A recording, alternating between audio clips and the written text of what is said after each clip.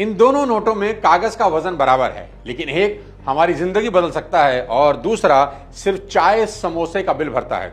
हम में से कुछ लोग इस बड़े वाले नोट को जेब में भरते चले जा रहे हैं और बाकी लोग यही छोटा नोट ढूंढते रहते हैं। आखिर क्यों? मैं आपको वो छुपे हुए सीक्रेट बताने वाला हूं जो स्कूलों में पढ़ाए नहीं गए, कॉलेज ने सिखाए नहीं और ऑफिस की गलियों ने आपसे छुपा कर रखे।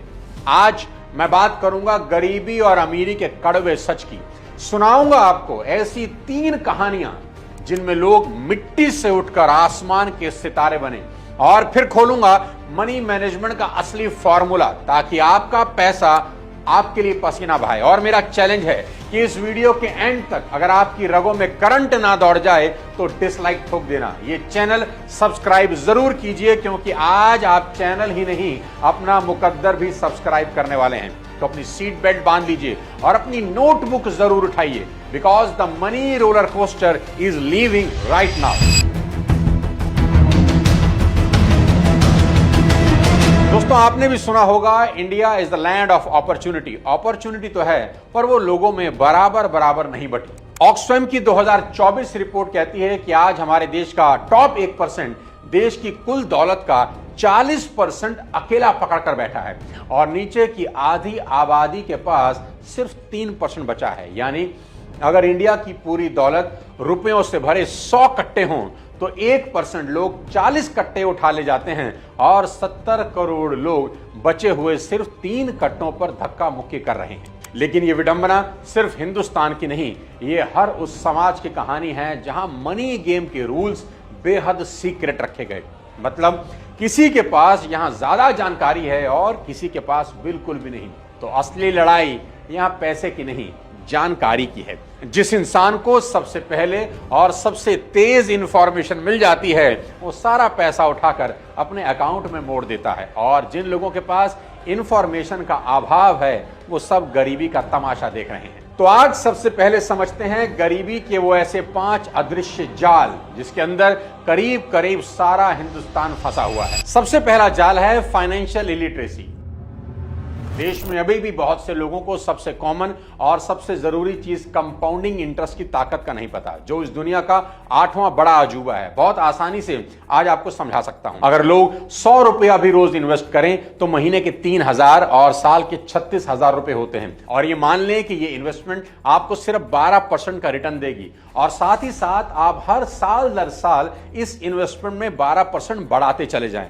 आप हैरान हो जाएंगे, 30 साल के बाद आपको 3 करोड़ रुपए मिल जाएंगे। सिर्फ 100 रुपए से शुरुआत करके भी कोई 3 करोड़ रुपए बना सकता है, पर कोई इन्वेस्ट करे तभी तो। दूसरा जाल है इंस्टेंट ग्रेटिफिकेशन, यानी EMI है ना। ये लोग आज भी अपनी डिजायर को डेप्थ से पूरा करते हैं, यानी आमदनी अठन्नी, खर्चा रुपया, आज लुटाओ कल चुकाओ, क्रेडिट कार्ड जिंदाबाद। ये लोग 30% का सालाना इंटरेस्ट जाने अनजाने में भर रहे हैं, पर समझाए कौन। तीसरा जाल है हाई डिपेंडेंसी रेशो। मतलब घर में एक कमाने वाला है और 4 खाने वाले। बाकियों से कहिए कि पैसा कमाने के लिए काम क्यों नहीं करते, तो जवाब आता है, अजी हम तो आज तक घर से बाहर ही नहीं गए, हमें तो कुछ पता ही नहीं। भाई वाह, फोन तो सबको चाहिए, टीवी भी सबको देखना है, खाना भी सबको खाना है, बस बाहर जाकर काम नहीं करना। अरे भाई, आपने इतनी मेहनत से पढ़ाई की है, डिग्रियां ली हैं, उन्हें निकालो और काम पर लगाओ। वो जमाने गए जब एक लाता था और सब खाते थे। आज अच्छा जीवन जीना है तो सबको हाथ बटाना ही होगा। चौथा जाल है लैक ऑफ सोशल कैपिटल। कहते हैं ना कि आपकी नेटवर्क ही आपका नेटवर्थ होती है, और अगर नेटवर्क नहीं तो नेटवर्थ कहां से होगी। आज के इस दौर में रिलेशनशिप और रेफरेंस बिजनेस बिल्ड करने के सबसे 2 कारगर हथियार हैं। जीवन में अगर गरीबी की चादर उतार फेंकनी है तो आपको बाजार में लोगों के साथ हेल्दी रिलेशनशिप बिल्ड करने होंगे। लेकिन दिक्कत क्या है जानते हैं? लोगों ने ना तो पैसे बनाए हैं और ना ही लोगों से अच्छे संबंध। और 5वां जाल है लर्न्ड हेल्पलेसनेस। मतलब हमसे ना हो पाएगा की आदत जो पीढ़ियों से चली आ रही है कि ये हम कैसे कर सकते हैं, आज तक हमारे परिवार में किसी ने नहीं किया, हमारे मतलब का काम नहीं है, वगैरह वगैरह। वीडियो को पॉज करिए और अब कमेंट बॉक्स में लिखिए कि इन 5 में से कौन सा जाल अभी आपकी टांग खींच रहा है, और ये भी लिखिए कि कल से उस जाल को काटने के लिए आप कौन सा एक्शन लेने वाले हैं। अब आपसे एक सवाल पूछता हूं, जिन लोगों को आप अमीर देखते हैं क्या वो लोग पैदा ही अमीर हुए थे? नहीं ना। सबसे बड़ा झूठ जो हमने मान लिया है वो ये है कि अमीर पैदा होते हैं, पर फैक्ट कुछ और ही बताते हैं। फोर्ब्स बिलियनियर लिस्ट 2025 के 2755 अरबपतियों में 2000 से ज्यादा सेल्फ मेड टैग रखते हैं, यानी वो फर्स्ट जनरेशन बिलियनियर हैं। उन्होंने अपने हाथों से अपना मुकद्दर खुद लिखा है। हमारे यहां धीरू भाई अंबानी ने पेंसिल बेचकर शुरुआत करी, कल्पना सरोज ने सिलाई मशीन से, रितेश अग्रवाल ने सस्ते लॉज से, और ये लिस्ट बहुत लंबी है। यानी प्रॉब्लम पैसे की नहीं, प्रॉब्लम है अपॉर्चुनिटी को पकड़ने की। प्रॉब्लम यह है कि मौका हमारे सामने होता है, बस हम पहचान नहीं पाते। और कुछ लोग ऐसे हैं जिन्होंने अपॉर्चुनिटी देखी और उसी के ऊपर पैसों का पहाड़ खड़ा कर दिया। आज मैं आपको 3 असली कहानियां सुनाने वाला हूं और मैं चाहता हूं कि एक एक कहानी सुनते वक्त आप गेम खेलें। गेम क्या है? हर कहानी में नोट करें कि अपॉर्चुनिटी कहां दिखी और एक्शन क्या लिया, क्योंकि यही 2 पॉइंट आपके और आपके अगले बैंक बैलेंस के बीच का फासला तय करेंगे। सबसे पहले कहानी है अपने धीरू भाई अंबानी की। 1948 गुजरात के चोरवाड़ से निकला 17 साल का लड़का जेब में बस स्कूल की मार्कशीट और दिल में तूफान लिए पहुंचता है यमन के पेट्रोल पंप पर। सैलरी कितनी है? 300 रुपया महीना। दिवाली पर उसकी मां को गरबा के लिए चूड़ियां चाहिए थी। उसने देखा कि यमन में चूड़ियां और बाकी सामान बहुत सस्ता है और भारत में महंगा। उसने कंपनी से छुट्टी ली, चूड़ियां, ड्राई फ्रूट, मसाले सब खरीदे, भारत लौटा। किया क्या जानते हैं? सब सामान बेच दिया। जो प्रॉफिट हुआ उस प्रॉफिट से मां को चूड़ियां नहीं, सोने के कंगन पहना दिए। आंखों में चमक थी और दिमाग में बिजनेस प्लान का आइडिया आ चुका था। जीवन का पहला नियम बना लिया, जहां दाम में फासला दिखे वहीं पैसा छुपा होता है। 1958 में बंबई लौटकर मात्र 15,000 से रिलायंस कमर्शियल कॉरपोरेशन खड़ी कर दी। 2 कुर्सियां, 1 टेलीफोन और मन में अरब सागर जितना आत्मविश्वास। देखते ही देखते ओनली विमल ब्रांड ने हिंदुस्तान की दुकानों पर लंबी कतार लगा दी। पॉलिस्टर सूट का सपना हर मिडिल क्लास फैमिली को दिखने लगा। फिर 1977 धीरू भाई ने बॉम्बे स्टॉक एक्सचेंज में इतिहास रच दिया। 3.5 लाख छोटे इन्वेस्टर को शेयर देकर पहली बार आम हिंदुस्तानी को कंपनी का मालिक बना दिया। Day 1 of Reliance Power IPO had a rush never seen before. 1985 का पेट्रोकेमिकल कॉम्प्लेक्स, हजारों किलोमीटर पाइप नेटवर्क, फिर जामनगर रिफाइनरी जो दुनिया की सबसे बड़ी रिफाइनरी थी, जहां हर 18 सेकंड में 1 बैरल तेल तैयार होता था। He was absolutely clear that he wanted to build the world's biggest refinery. और 2002 तक रिलायंस वही कंपनी थी जो भारत के कुल पेट्रोकेमिकल एक्सपोर्ट का 5वां हिस्सा अकेले एक्सपोर्ट करती थी। सबक एकदम साफ, छोटा मुनाफा मत गिनो, बड़ा प्राइस गैप ढूंढो, भीड़ जहां रुकती है वहां से आगे सोचो, और जिस दिन सपने को शेयर करोगे दुनिया पूंजी लेकर खुद दरवाजे पर आएगी। यही धीरू भाई की चूड़ियों से रिफाइनरी की यात्रा है। एक आदमी, एक डिफरेंस और एक आग, जिसने बाजार की परिभाषा बदल दी। इस कहानी में कहां अपॉर्चुनिटी थी और धीरू भाई अंबानी ने क्या एक्शन लिया, कमेंट में जरूर बताना। अब दूसरी कहानी है कल्पना सरोज की। महाराष्ट्र के अकोला जिले के रोपड़खेड़ा गांव में 1961 में जन्मी कल्पना सरोज, जिनका 12 साल की छोटी सी उम्र में बाल विवाह कर दिया गया, मुंबई की झोपड़ी में घरेलू हिंसा की विक्टिम थी। 14 साल की उम्र में उन्होंने आत्महत्या की कोशिश की। मैंने पॉइजन पी लिया। पॉइजन पीने के बाद भी मैं मर नहीं सकी, मुझे बचा लिया गया। जिंदगी ने हर पन्ना काला लिख दिया। आप सोचते होंगे कि अंत बड़ा ट्रेजिक हुआ होगा, नहीं। 2013 में उन्हें पद्मश्री दिया गया। भारतीय महिला बैंक व IIM बेंगलुरु के बोर्ड में जगह मिली। वो टेडेक्स व UN मंचों पर युवाओं को असंभव को संभव बनाने का मंत्र देती हैं। आज उनकी निजी संपत्ति कोई 900 करोड़ रुपया है। कल्पना सरोज ने अपनी जिंदगी की स्क्रिप्ट खुद लिखी।